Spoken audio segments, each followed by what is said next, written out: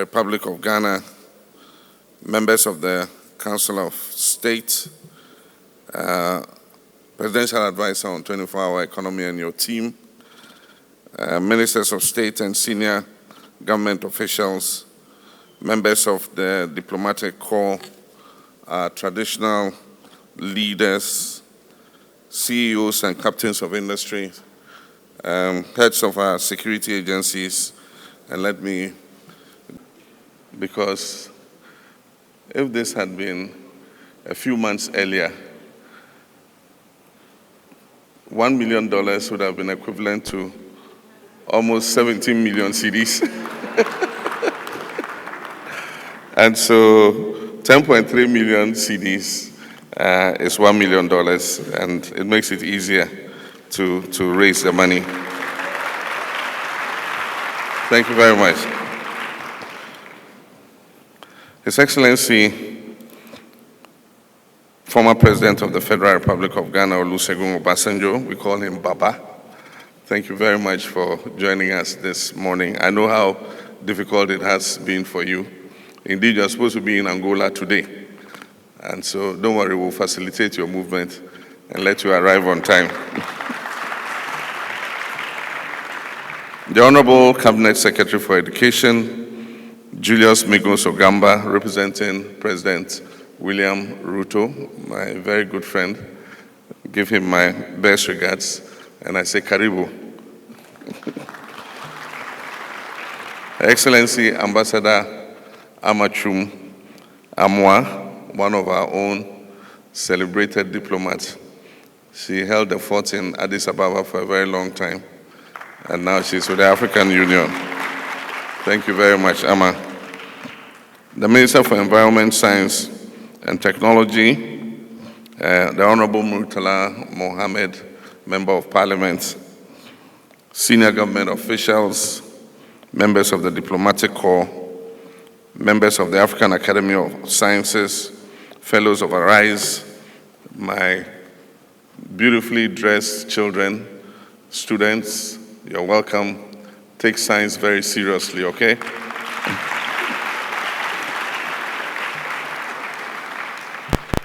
There was a program to start building STEM secondary schools, specialized STEM secondary schools.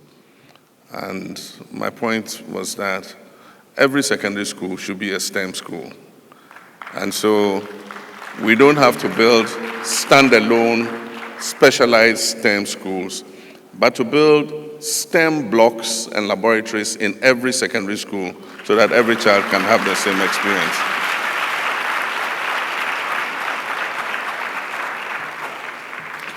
On behalf of the government and people of the Republic of Ghana, I wish to warmly welcome all of you to Accra for this high-level meeting of the African Research Initiative for Scientific Excellence.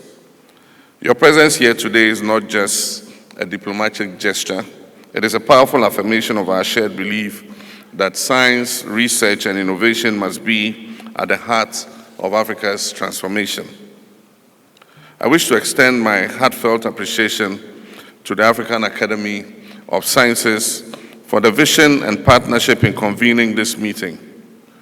Since the founding of this academy in 1985, it has distinguished itself as a non-political Pan-African platform for scientific collaboration and knowledge production. And its mission is to transform lives through science. And this resonates deeply with Ghana's own development aspirations. We honor the legacy of pioneering African scientists and Ghanaian scholars who laid the foundation for scientific excellence in our region.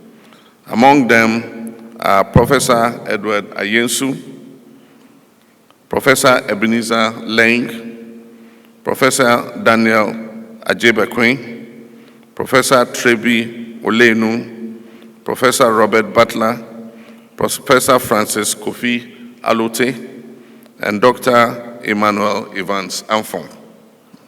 They remind us that Africa's journey towards scientific leadership is rooted in our own agency, creativity, and resilience. The world today is shaped by knowledge economics.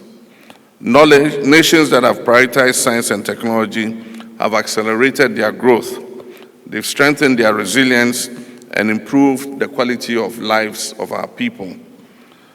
And that is why when we say that at independence, Ghana's GDP was larger than that of Korea and others, the prioritization of knowledge have made them accelerate far ahead of us. But let's not give up. We're going to catch up.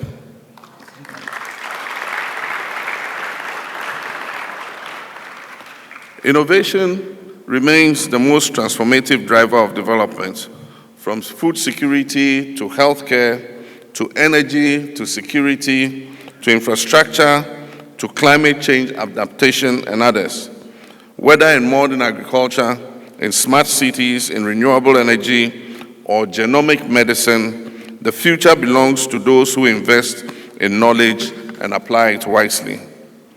And that is why Ghana is proud to host Arise. This meeting must inspire dialogue and ignite action, real coordination, and sustainable investment in science, research, and innovation.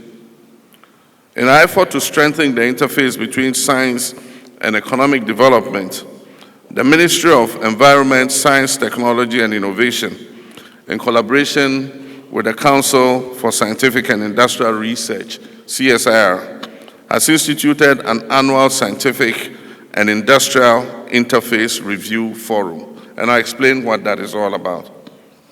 This initiative will bring together Ghana's leading scientists and research institutions and bring them together with captains of business and industry, with innovators and entrepreneurs. It will give them the opportunity to showcase the findings of their research. And this will help us identify commercial pathways and align national research outputs with the practical needs of business and industry. We believe that sustained dialogue and cooperation between researchers and industrial actors will catalyze the uptake of locally developed technologies and processes, and thereby enhance productivity and create jobs. I believe that every school should take an excursion to CSIR, the Council for Scientific and Industrial Research, and see what they're doing there. A lot of research findings that they have made remain on the shelves because there's a gap between research and practicalizing and commercializing the findings of the research. And this is what we're trying to bridge. And that's why we must bring these two people together. We don't research just for the sake of researching. You must research so that it makes a difference in the people's lives. And I believe that this annual forum, which will bring them together, they'll be able to exhibit what they've done, their findings, and the businesses can take whatever ideas they have and commercialize and practicalize whatever they have done.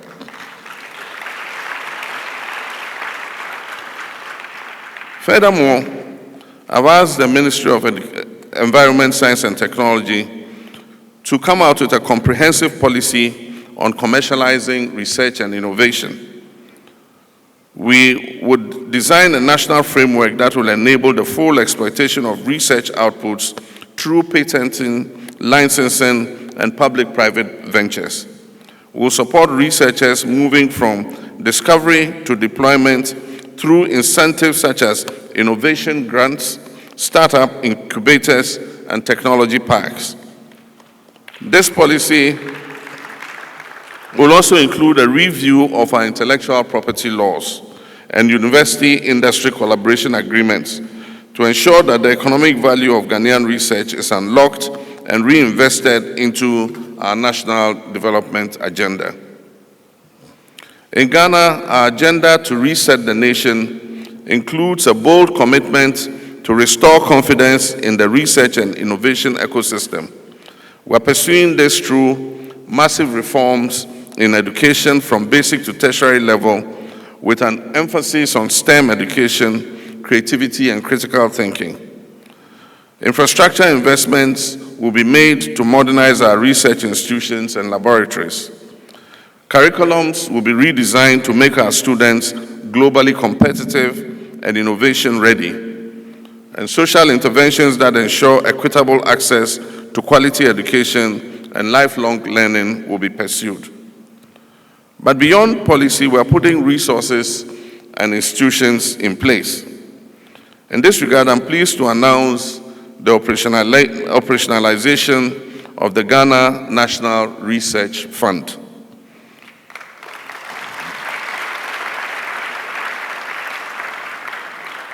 This was the dream of our beloved president of blessed memory, Professor John Evans Atta Mills, and I'm happy to announce the operationalization of this dream.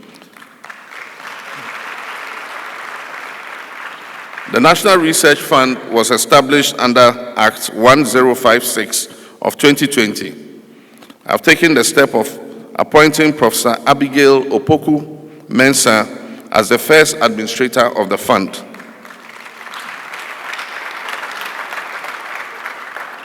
And I've constituted the governing board of the fund under the able chairmanship of Professor Eric Irenchi Dankwa. Now, what will this fund do? It will serve as a dedicated vehicle to finance research and development, R&D. It will fund research infrastructure, like improving our laboratories in our research institutions, and technology generation in key sectors of our economy: agriculture, health, education, environment, energy, and digitalization. This fund will support both basic and applied research. It will also promote cross-sectoral and interdisciplinary work. Importantly, it will also connect academia with industry and policy, ensuring that research outputs are effectively translated into real-world solutions. Your Excellencies, almost every government today is grappling with how to build resilient, inclusive, and innovation-led economies. Many African countries continue to depend heavily on natural resources, while others worldwide are investing in human capital and technology capabilities. We must learn from our Asian brothers and sisters, China, South Korea, and Singapore. These countries pursued strategic catch-up policies anchored in scientific research, educational reform, and technological adaptation. Today, they are among the world's most innovative economies. Asia alone accounts for nearly 70% of global patent filings. That's 70% of the world's new technologies, born not by accident, but by deliberate investment and policy coherence. There's a lesson for Africa to learn there. My brothers and sisters, Africa cannot afford to be left on the margins. We must leapfrog by building a connected African research ecosystem that is co-created, co-funded, interdisciplinary, and pan-African in outlook. And on this point, it means that we can do it together. We don't need to work in silos as Ghana, Nigeria, South Africa. We can share our scientific research amongst ourselves and be able to catch up with the Asian tigers. And so that's the strategic importance of ARISE. The ARISE program offers us a unique platform to nurture a new generation of African researchers. ARISE is building a critical mass of scholars who will lead Africa's scientific renaissance through competitive selection, mentorship, mobility, and collaboration. And so to our distinguished ARISE fellows, your work is impressive, it is foundational, from climate research to biotechnology, from artificial intelligence to health sciences. Your research holds the key to unlocking Africa's potential.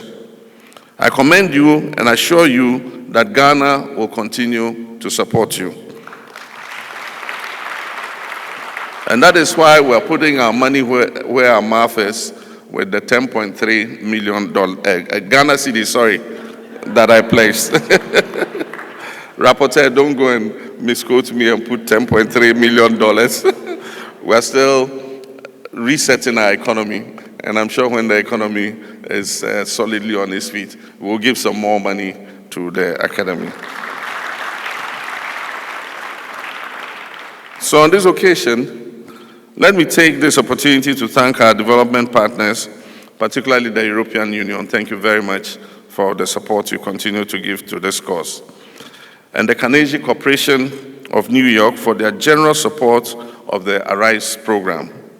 We're also grateful to the African Academy of Sciences, to the African Union Commission, to the Africa Scientific Research and Innovation Council, ASRIC, the Afro Champions Initiative, the University of Ghana, and our own Ministry of Science, Technology, and Innovation, our Ministry of Foreign Affairs and Education, for the dedication and collaboration that has brought this event here to Accra today.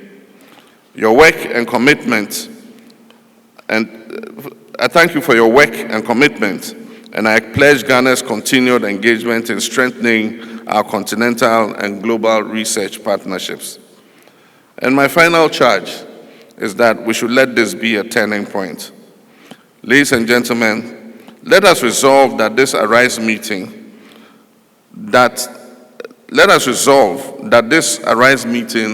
will not just be another gathering. Let it be remembered as the turning point at which Africa chose to believe in the power of its ideas and to invest in its brightest mind. Let us move from rhetoric to results, from potential to performance, from isolated research efforts to a coordinated African science agenda.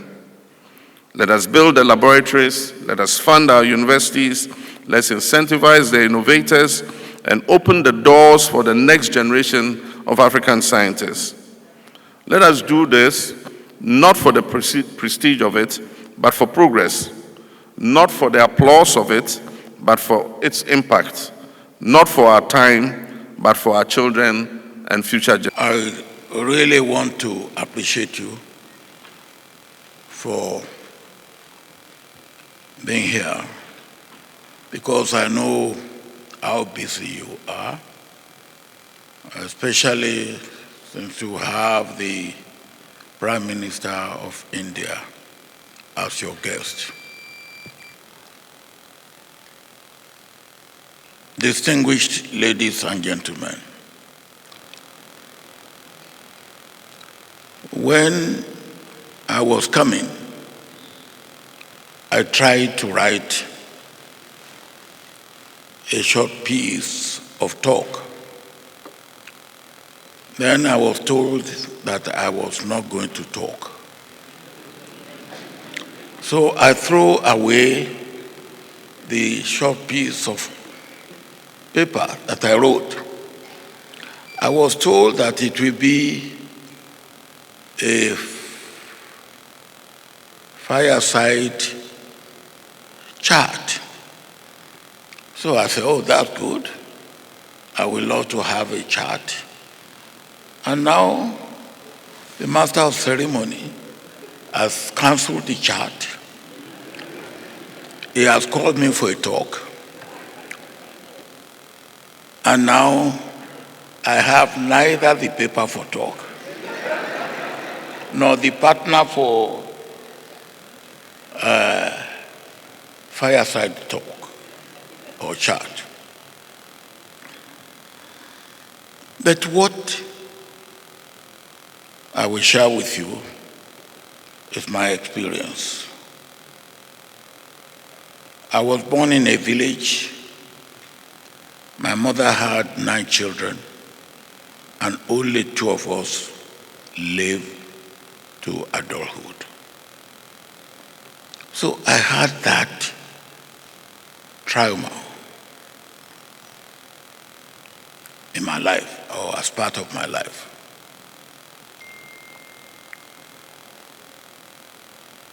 Then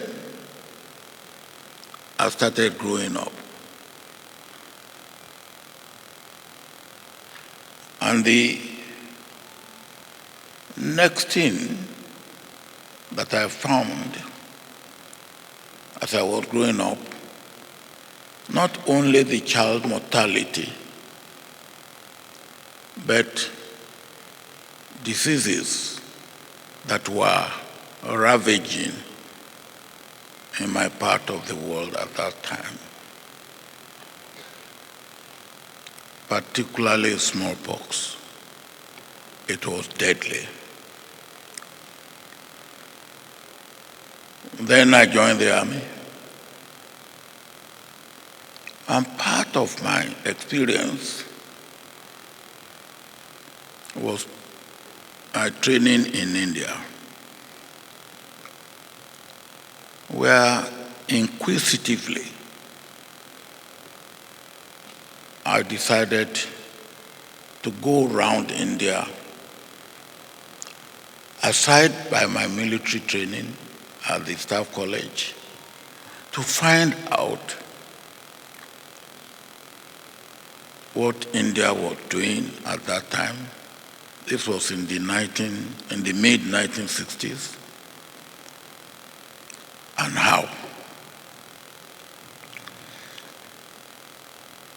So I saw a lot and I learned a lot, including what India was doing at that time in the nuclear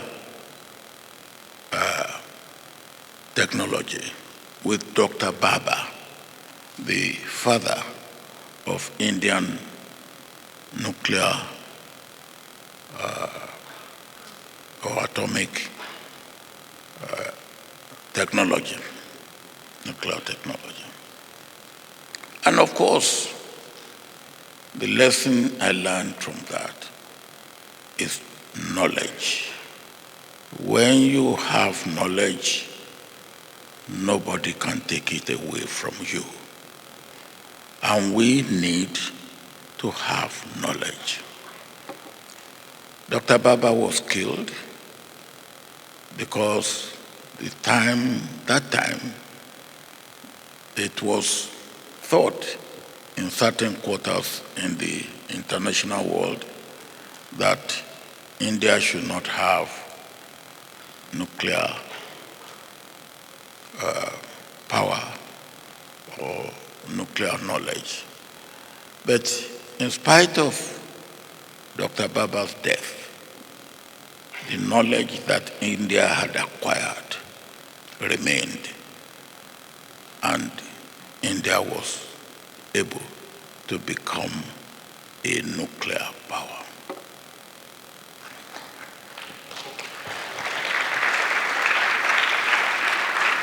So when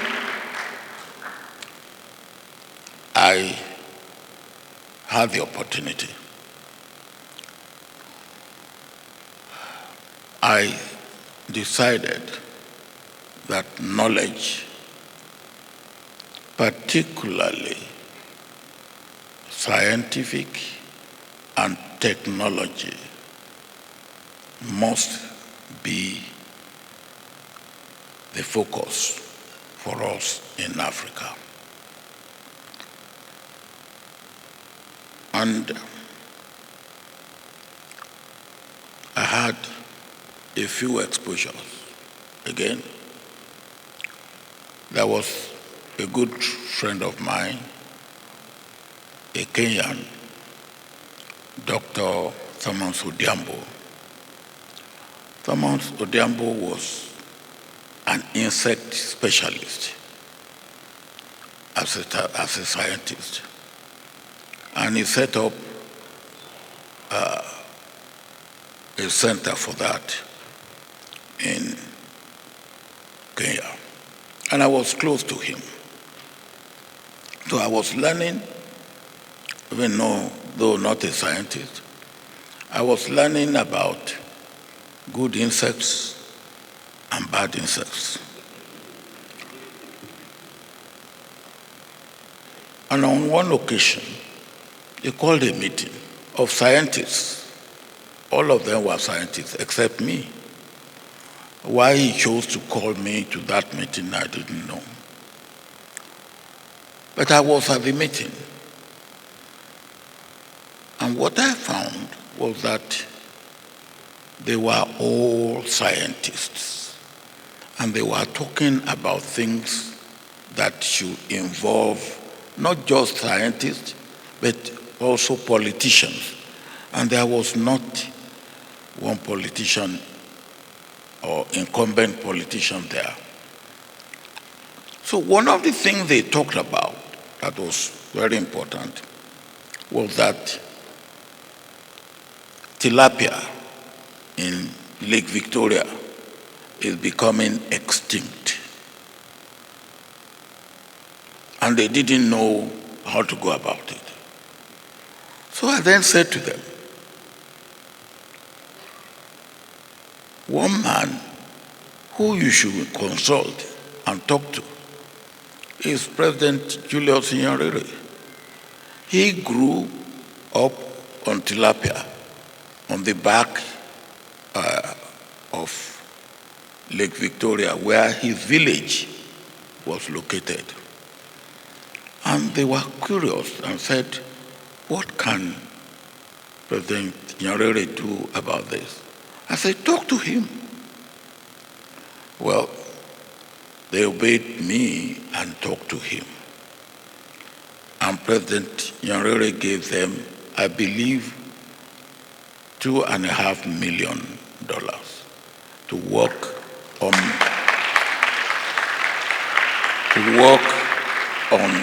not allowing Lake Victoria to be dried of tilapia. And it worked. So when I had opportunity to interact with Africa Academy of Sciences, and knowing what I have known and having what I have,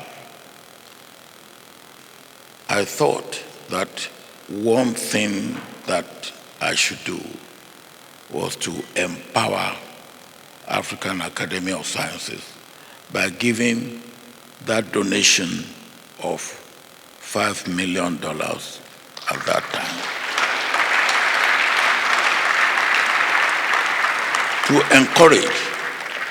And I also said to them to make sure that they are not working in silos, but they work with those who have the power to make things happen, and those are politicians. They make things happen. They have the power to make things happen and to make them unhappen. And President Mahama will testify to that.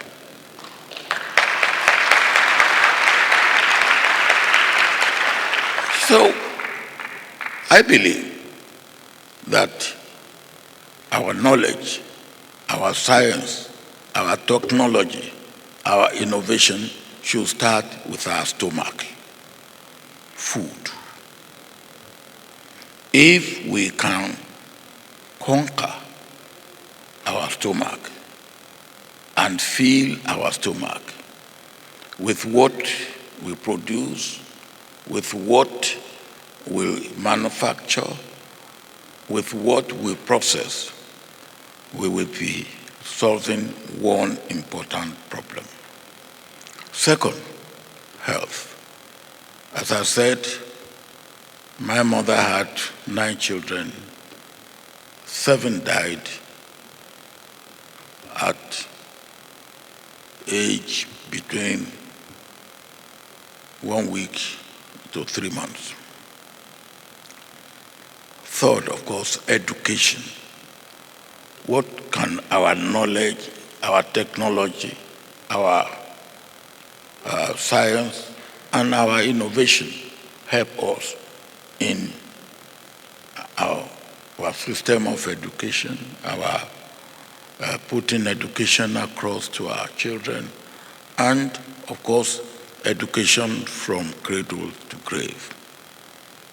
Then our domestic appliances.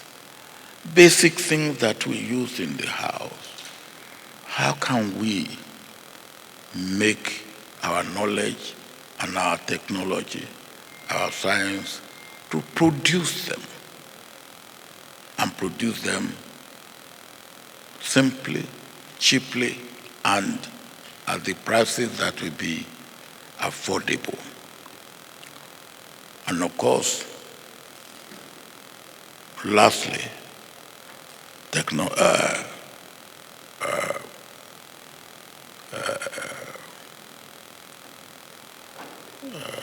infrastructure.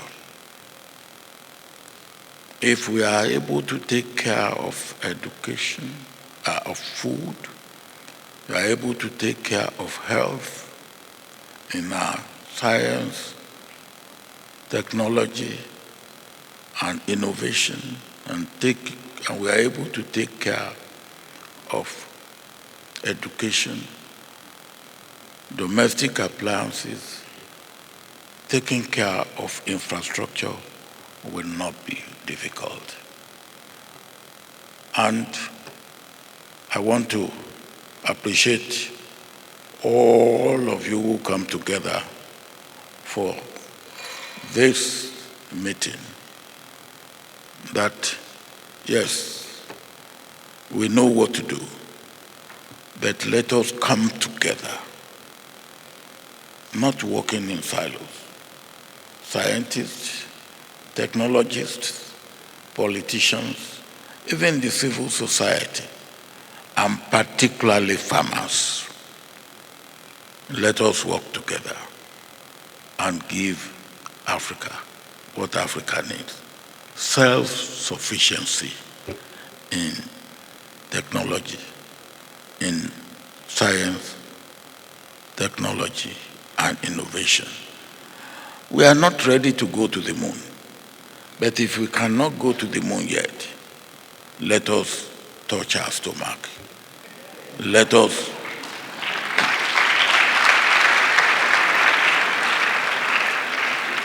and then later on, those who are on the moon, we will catch up with them. Thank you.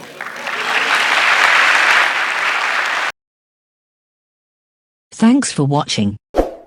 Please like, subscribe, and click on the bell for more updates.